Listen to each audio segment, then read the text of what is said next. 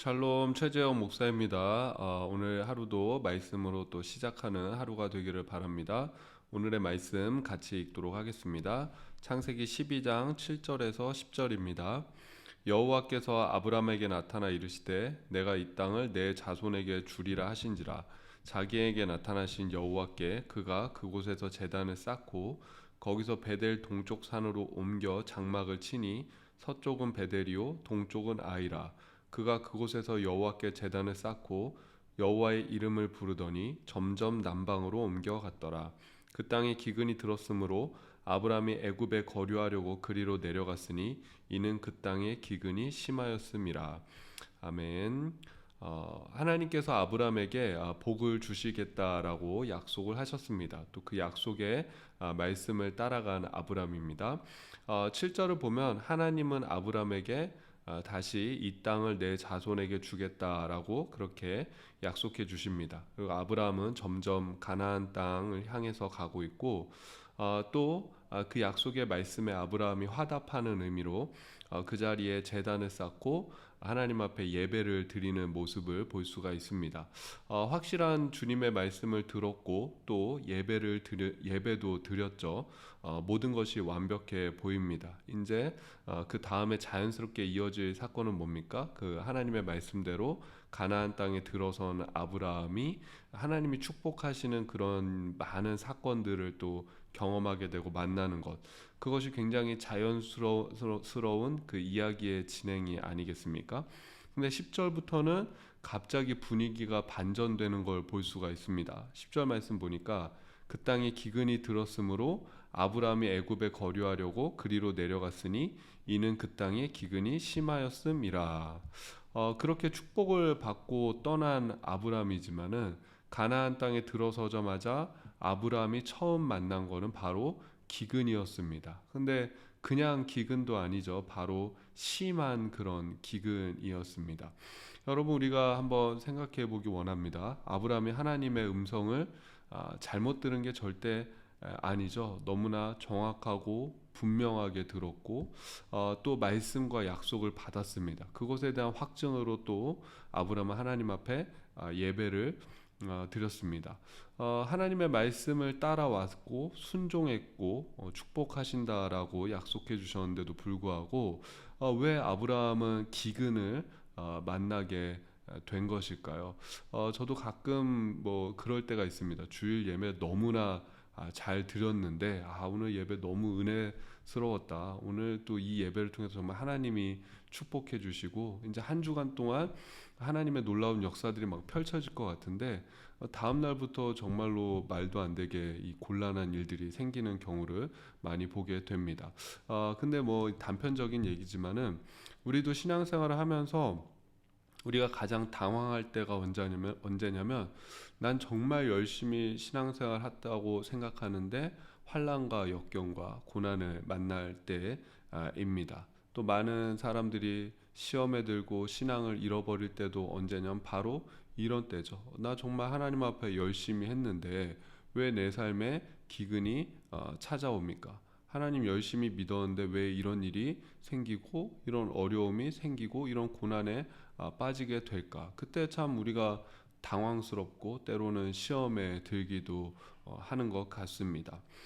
근데 왜 우리 삶에 고난이 찾아오는가에 대해서 100%뭐 정확한 이유를 말할 수는 없고 또 그것을 대답할 수 있는 사람도 없죠. 뭐 100% 정확한 이유는 우리가 나중에 결국 천국 가서 하나님 앞에 물어봐야 되지 않겠습니까? 근데 아브라함을 보면서 우리가 배워야 할 것은 아브라함처럼 그런 확실하게 축복받은 사람도 기근을 만날 수 있다라는 것입니다. 아브라함처럼 확실하게 하나님의 약속을 받고 말씀을 들은 사람에게도 기근은 아, 일어날 수 있는 일이다라는 것입니다. 그래서 제가 참 자주 그런 얘기 하는 것 같습니다. 하나님을 믿는다는 것은 내가 앞으로 어떤 어려움과 고난을 피해갈 수 있는 그런 하이패스의 특혜를 얻는다라는 것이 아니라 내 삶에 고난이 있고 어려움이 있다고 할지라도 기근이 찾아온다고 할지라도 하나님이 나와 함께 하시겠다라는 약속이다. 피난처가 되어 주시고 의지처가 되어 주신다는 그런 은혜를 누리는 것이다. 그것이 우리가 신앙생활하면서 하나님을 믿으면서 우리가 받는 가장 큰 특혜가 아닐까 생각하게 됩니다. 하나님은 모든 고난을 피해가는 은혜를 주시는 분이 아니라 고난을 견디고 이길 수 있는 은혜를 주시는 분인 줄로 믿습니다. 그래서 고난 속에서 우리가 할 일은 하나님을 의지하는 것이고 또 하나님께 도움을 구하는 것이고 하나님을 믿는 것입니다. 저는 개인적으로 오히려 이 아브라함도 기근을 만났다라는 사실이 제 개인적인 신앙에 큰 위로가 되고 힘이 됩니다. 왜냐하면은 아브라함의 인생에 여러분 승승장구하고 그의 인생이 탄탄대로였다라고 생각해 보십시오.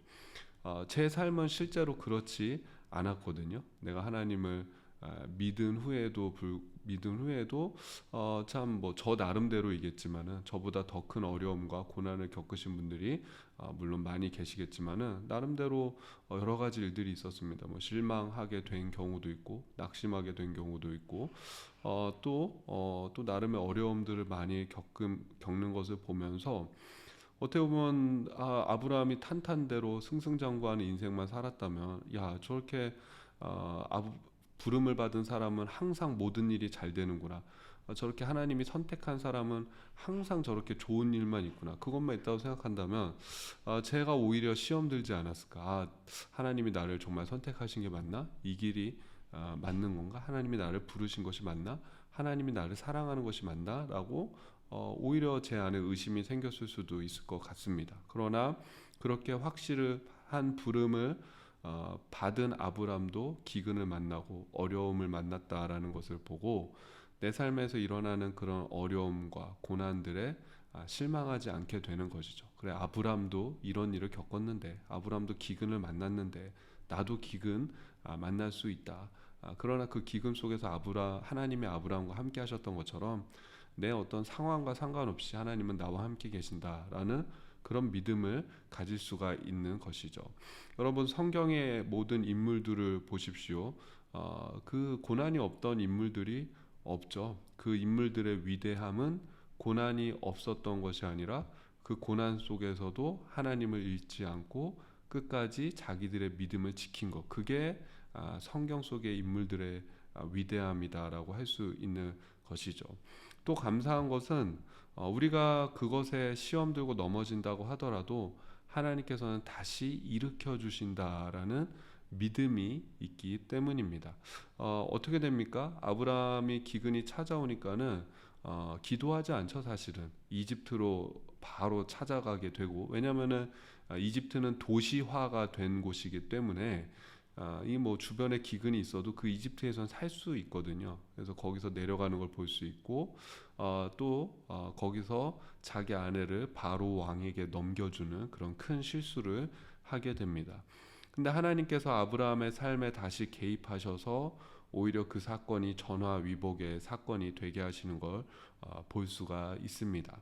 그래서 여러분 우리가 이 믿음을 갖기 원합니다.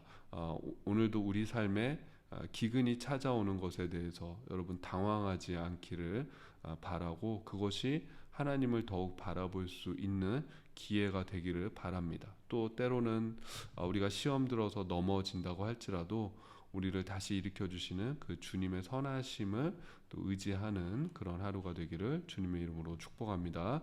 제가 기도하겠습니다. 아브라함이 기근을 만난 것처럼 우리 삶에도 기근이 찾아올 때가 있습니다. 기근 속에서 하나님을 더욱 바라보고 의지할 수 있는 믿음을 주십시오. 때로는 기근에 실망하고 넘어져 있더라도 주님께서 다시 손을 내밀어 주시고 믿음의 경주를 계속할 수 있는 힘과 은혜를 주십시오. 예수님의 이름으로 기도합니다. 아멘.